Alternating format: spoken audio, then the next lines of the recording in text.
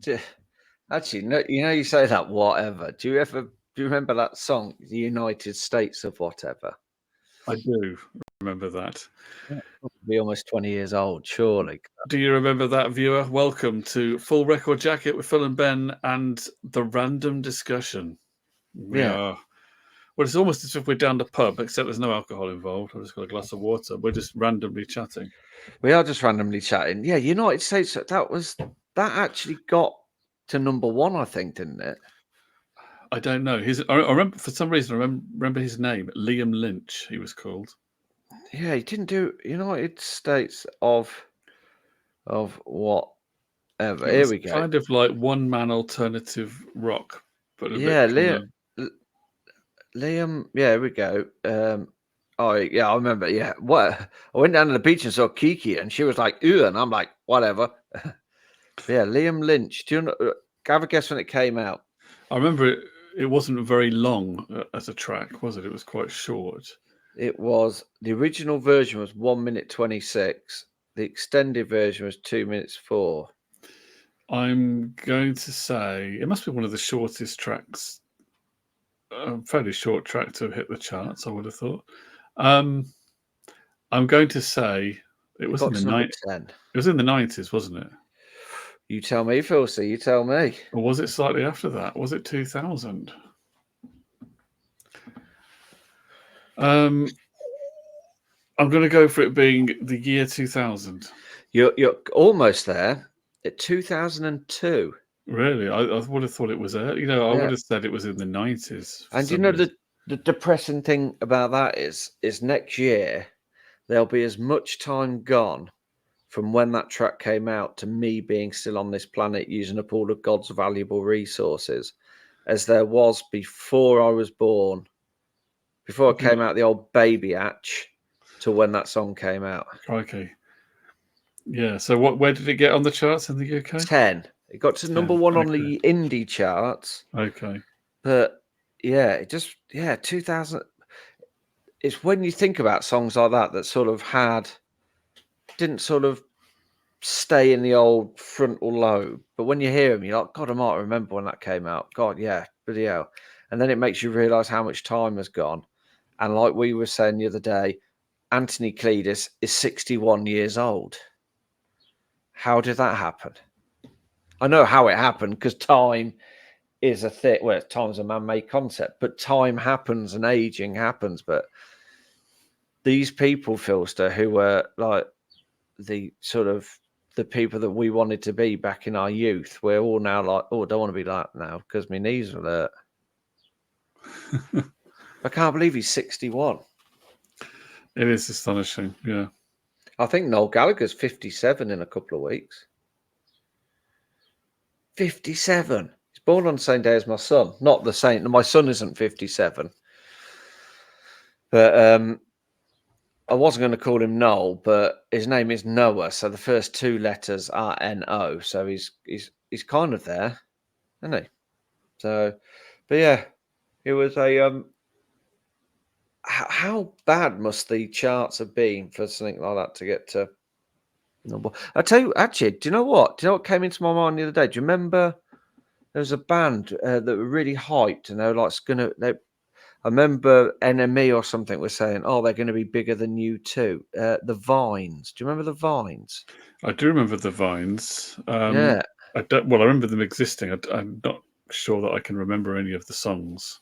No, I can't either. It turned out. I mean, it was quite obvious even at the time. I think he got diagnosed.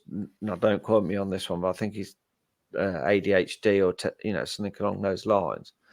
But they were sort of bands that were hyped that were going to be massive that never made it. Well, Menswear was one of those, wasn't Yeah, there? man. JJ72. Do you remember them? Not very well. Now, what was that band?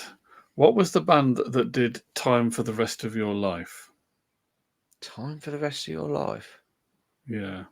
Well, Green Day did "Time of Your Life," didn't they? I comically reworded it to I hope you had a night with. I hope I have a night with your wife. This was a band where the lead singer had quite a dramatic, deep voice, sort of almost a bit Scott Walker-ish. What was it called? It's Time for the Rest of Your Life.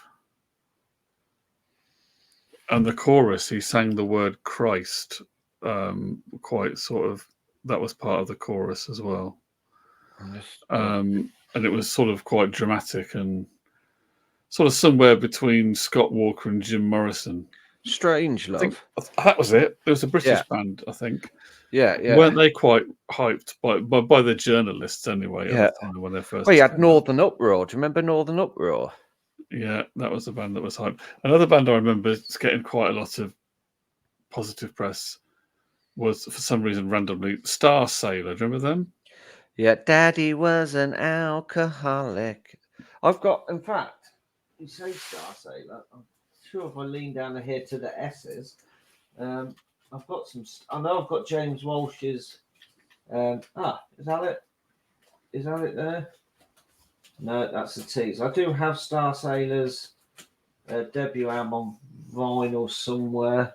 I've got James Walsh's first solo album.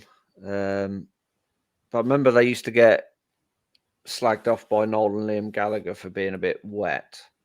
I didn't mind that first album. I didn't mind the sort of and I quite like the song off the second album, Silence is Easy. I quite like that as well. See, another band I used to like back then, I don't really it was Turing Breaks. I used to really like them as well. Isn't their stuff quite mellow, a lot of their stuff? Yeah, they're like a folk rock, aren't Sort of they? chilled out kind of thing, yeah. Painkiller, Emergency 72 and all that sort of stuff. It was I need to listen to that album as well now. The Optimist is Up. That's what it was called. So I'm just having a look at naughty's bands that have faded out. You know, remember the Bravery and stuff like that? There was a top, we had all these sort Vaguely. of, and Maximo Park and Rialto and Block Party and Yeah, I mean, some of these bands, I remember the names of them, but I never really heard their music. yeah. I just wasn't. I didn't. I wasn't hip enough, folks. I'm afraid. Sorry about that. To be fair, Philster, you need to take a long hard look at yourself in the mirror, and just do that. I do it every day. Death Cab for Cutie, they were still quite. I didn't realise Gorillaz had been going since 1998. Death Cab for Cutie. Do you know where they get that name from? Isn't it from an Elton John song or something? Well, it's a song, but it's the Bonzo Dog. That's yes, yeah.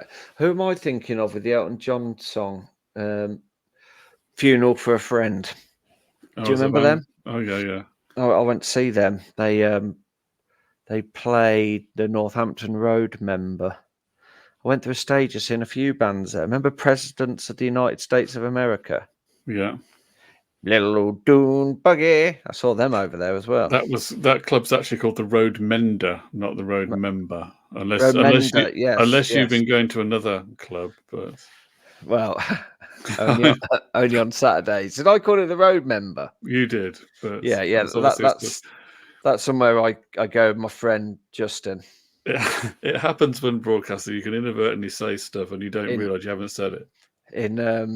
I go there a lot in chaps. I'm not in chaps. No, I mean the trousers. Okay. Yeah, right. Well, yeah, okay. Say no more. Yeah, I'm just having a look through, seeing about some because that sort of 2000s periods, there was a lot of we had a lot of bands like the Hives, the Strokes. Who was the Swedish band who did Tick Tick Tick Boom? Don't know. The Hives was Swedish, wasn't it? Was it the Hives that was Swedish? No, Hives was the Tick Tick Tick Boom, and then you had the Vines, who were the Australian band. See, Arcade Fire, there's another band I should have probably listened to more of. Just System of a Down. Did you ever listen to them? No, but I think it was quite highly acclaimed, wasn't it? Yeah, but they did that. Is it Aerials? Have you ever heard the song Aerials? Aerial in your head.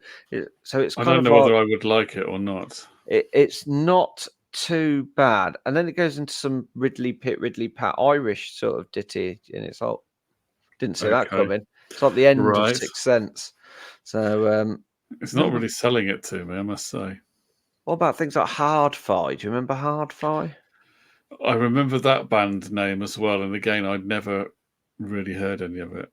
No, they were from Hounslow, the second biggest band from Hounslow, because I think Blue Tones are from Hounslow. Is So that no, right? yeah, it's just fascinating when I go back and sort of think of these bands who you sort of, they were going to be massive, and well, Embrace as well. I remember Embrace coming out in Q magazine or NME. What was their first album called? The Goodwill Out or something like that. And they, Sounds familiar. Yeah. and they said that Oasis A sides weren't good enough to make their B sides, Okay. and then Embrace had to get Chris Martin to write a couple of songs for them to get them back on the music map. Right. Were they a little bit like early Coldplay, their style of music? Was it a little bit like that, like Yellow, No, that sort of thing? Was it like that? Or I'd say it was probably a bit more, slightly more expansive than early Coldplay. I always got the impression it was kind of like anthemic indie. Yes, it is. Yeah, so I suppose the sort of, because Yellow does start off quite sort of, it's only the rises for the chorus and that, but oh, you good people, listen to that sort of, Do you know what I bought? In fact, I bought the first Embrace album, and I will give you £1,000,000. I bought it from the Big W near in Coventry, near the Showcase Cinema. I will give you £1,000,000 if you can guess which album I bought alongside the Embrace debut album, and it was £3. And I thought, oh well, £3. So you bought an album alongside Embrace's debut album. What Yeah, was yeah. this? Was this the early 2000s? Did you say? Late This I would have bought this late 90s, so this would have been about 98, about 99, I think. And the other album you bought was around the same time. Around the same time. I think it came out a little bit before. Give me 1 second, caller. I'll give you a clue. Yeah. They first released singles under different names. Because the names that they released their first few tracks under were 1996. This album came out. It's actually got, if I remember rightly, one of my guilty pleasure songs on it. But yeah, the first few singles, they're big, really big sort of ones. They did them under different names, and it was names that everybody knew them by. And they're still going today. They're not singing, but they're still on our screens. Okay. Well, I think I know who you're talking about. Go on, then. I think you're talking about Anton Deck. No, Robson and Jerome. Oh, flipping heck. No, of course I'm not talking about Robson and Jerome. I wouldn't buy that. I'd rather suck the wet out of a nappy. Was it Anton Deck, PJ, and Duncan? It was the Cult of Anton Deck. It was £3. I bought it alongside the Embrace album. Does that mean I get £1,000,000? Yeah, you do. Yeah. You can do it in installments if you like, 100 grand a week. Pound a week? Yeah. 100 grand? Yeah, £1 a week. Every month. So I bought that and had Shout on it, which was one of my sort of guilty pleasures. It's not a bad track, to be fair. And I'll tell you another band that sort of were. Would you remember Athlete? Do you remember them at all? I do. Again, yeah, I wasn't really tuned into hearing their stuff. I'm not talking about. It's not the Athlete I'm thinking of, actually. It was a band. They were an Irish band, and I bought this album the same day as I bought the debut Kings of Leon album, because I think Kings of Leon have got a new album coming out soon, because everybody's got to have fun. But they're an Irish band, and they were sort of thinking that they were going to be big, and I think, anyway, you're not going to guess it. It's the Thrills. Do you remember the Thrills? Oh yeah, okay. Yeah. So was it the Big Sur or something like that they did? that was the album, wasn't it? The Big Seal. Was it So Much for the City or something like that? Track was called. But yeah, I was going down memory lane the other day, and I just all these bands get coming up, and I thought, where are they now? What was the name of that band from Northern Ireland who in the 90s were quite... Ash. That's it. Yeah, with 1977. Yeah. They did, oh yeah, I was thinking it over, that one. And It was the start of the summer. yeah. Well, Ash were sort of a bit like the Charlatans, where they'd been in other bands' shadows for years. And then that sort of early 2000s period, the Yeah, Charlatans were massive and Ash were really massive. Tim Wheeler, I think it was. Wasn't their that's it. first album called 17 or something like that? Because that's how old they were when they recorded it. Sounds right. Yeah. Yeah. We're going to have to do with I mean, some of these might come up in our favourite albums of the 90s, but we'll have to have, we've never really explored noughties-based British bands.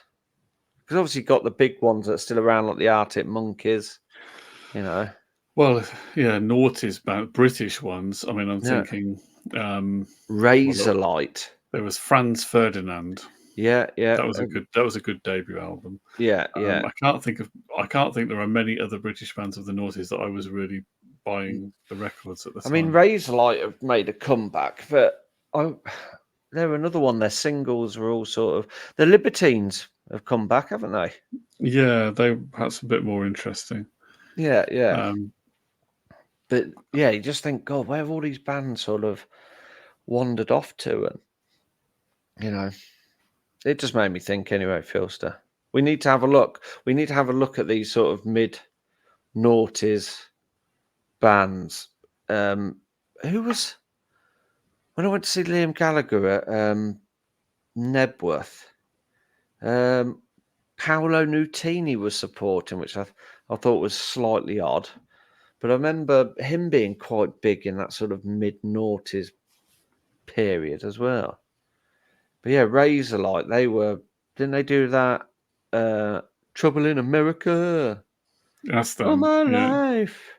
Yeah, I'm just having a look. 2005 bands. The Killers. Yeah, because I saw the other day the Killers.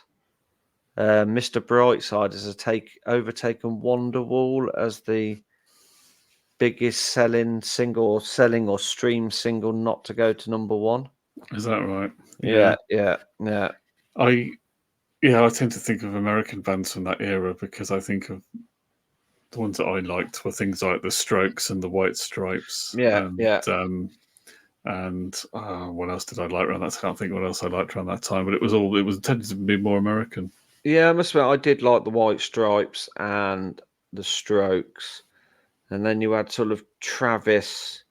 I didn't mind that album. Is it not The Man Who, but the other one with the circle and all that sort of stuff on?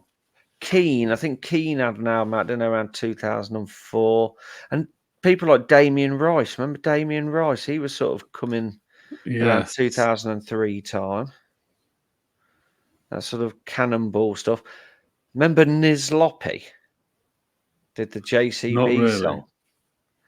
They were from right. Leamington. Yeah, vaguely. Yeah. I'm sure Ed Sheeran used to tour with them or something like that. So, but yeah, it's maybe something we need to do, Phil, to look at some. Maybe we could do our favourite albums of the noughties.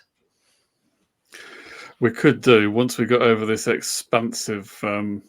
Well, it's a one for next year, isn't it? Yeah, because this one is taking all year. This is going to take all year. Yeah. So it was nice to have a little chat, just sort of throw some stuff out there and sort of relive a few sort of... I certainly won't be listening to United States of Whatever. So, and Alien Ant Farm, that just came into my head. Remember them? Yeah, didn't they do that? The Michael Jackson. Jackson. Yeah. Oh, that was awful. Awful. Pretty Absolutely bad. awful. Yeah, that was just... That was around the time you had the rise of sort of... Because obviously Eminem and that was good, but you had that rise of those sort of emo bands, didn't you? This is where I kind of lost interest in a lot of it at that time. Yeah. Not My Bloody Valentine. Yeah, I Just think it was. it didn't really appeal to me. So No, I no. don't know how we do with finding albums of the noughties that I'd like. I'm sure there's probably a lot of good albums of the noughties, but they wouldn't be amongst. They probably wouldn't be amongst the guitar bands, probably. Well, one of my favourite U2 albums is from the noughties. Well, yeah, there's some. I mean, there's obviously there was a few established artists who made good albums around then. So Yeah, yeah. And obviously Oasis's Don't Believe That. In fact, I am. can you believe that, viewers? That he thinks an Oasis album is good from Well, I'm the just saying noughties. that 3 albums that they released in that sort of mid-noughties period, I think are quite underrated. I know they didn't have the sort of the impact of the first 2 albums, but I think No, there was some good solid songwriting on there. well, we'll go through them. We'll find out when We we do will. the We'll do noughties. that in 2025. Our favourite albums of the noughties. Yeah, it'd be brilliant.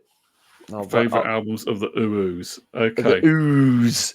Can we yeah. introduce it like that as well? The ooze. If that's what you really want to do, we can do it. Thank you, Philster. Thank you, viewer, for bearing with this random. Rambling. Exactly. We'll do another show on another topic quite soon. But thank you so much for watching. All the best.